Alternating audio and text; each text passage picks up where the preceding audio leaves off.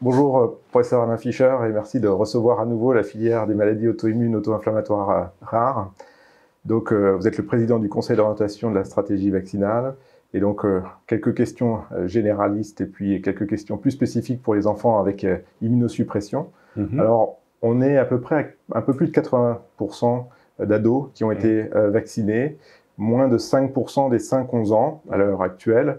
Quel message peut-on transmettre aux familles et quelles sont les levées d'obstacles que l'on peut identifier? Bonjour tout d'abord. Clairement, le message, c'est qu'il y a d'aussi bonnes raisons de vacciner les enfants qu'il y en avait et qu'il y en a toujours de vacciner les adolescents.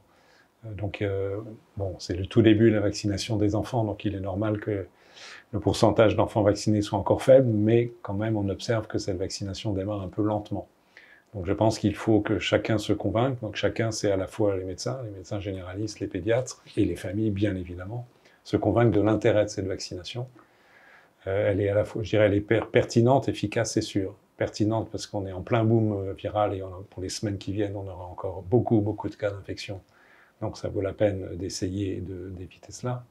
Efficace parce qu'on sait maintenant très clairement, et par une étude française et par une étude américaine, que la vaccination prévient chez l'enfant la complication principale qui est ce syndrome inflammatoire MIS-C ou PIMS, comme on veut. Et donc ça vaut la peine, même si ce ne sont pas des cas extrêmement fréquents. Il y a eu 800 cas, je crois, en 2 ans en France.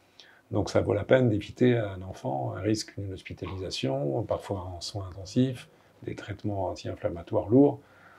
C'est suffisamment d'arguments en soi pour proposer la vaccination.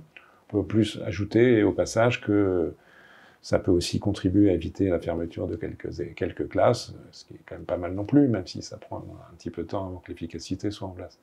Et puis sûr, parce qu'on a des données maintenant extrêmement solides venant du fait que beaucoup d'enfants aux États-Unis ont été vaccinés déjà et ailleurs, et que les effets indésirables, il y en a encore beaucoup moins. Déjà, il n'y en a pas beaucoup chez les ados et chez les adultes, mais il y en a encore beaucoup moins, mais pratiquement pas.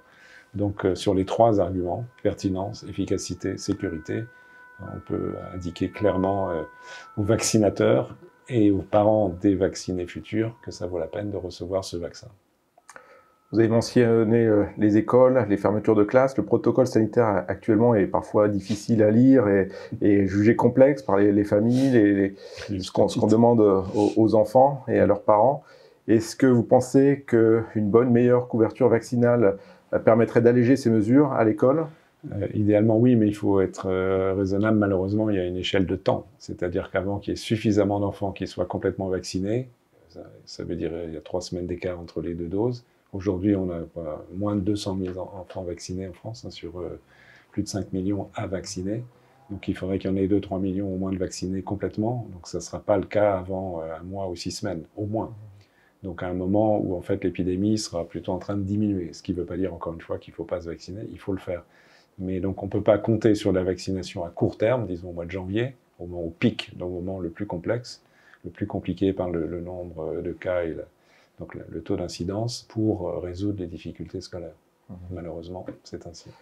Pour accéder à la vaccination, est-ce qu'un jeune, un ado, peut lui-même, sans l'autorisation de ses parents, avoir accès au vaccin? S'il a plus de 16 ans, oui. S'il a moins de 16 ans, non. Il faut l'accord d'un des 2 parents. Ouais, c'est souvent une information qu'on n'a pas nécessairement. Ouais. Chez nos jeunes immunodéprimés, donc le rappel est recommandé.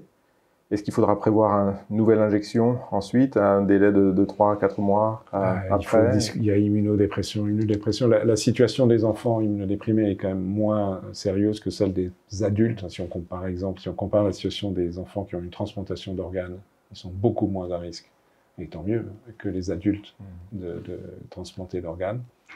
Donc il y a quand même une meilleure résistance, une meilleure capacité immune.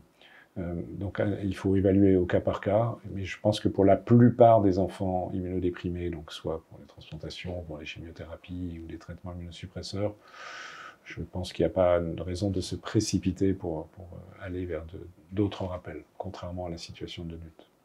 Maintenant, il peut y avoir quelques cas particuliers d'immunodépression extrêmement profonde qui peuvent le justifier, mais probablement très peu de cas chez l'enfant.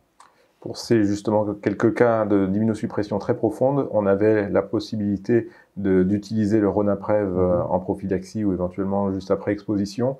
Donc ce traitement n'est plus accessible en raison de la circulation de l'Omicron, de son inefficacité sur cette souche.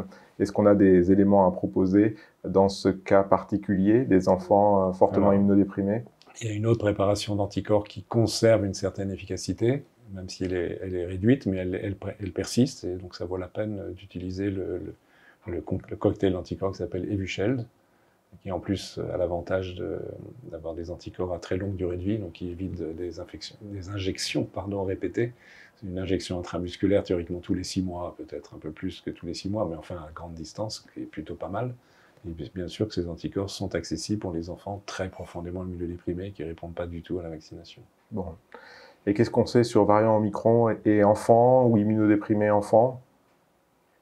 Il y a, bon, l'Omicron globalement provoque beaucoup moins de formes sévères que Delta. On estime à peu près 8 fois moins. Si on combine la prévention d'être hospitalisé et d'être en soins intensifs, c'est 8 fois moins sévère. Donc il n'y a pas de raison que ce soit différent chez l'enfant. Donc globalement, c'est quand même une situation plutôt rassurante, même s'il faut rester vigilant. Il y a quand même pas mal d'enfants hospitalisés actuellement. Un grand merci pour toutes vos réponses et à bientôt. Merci.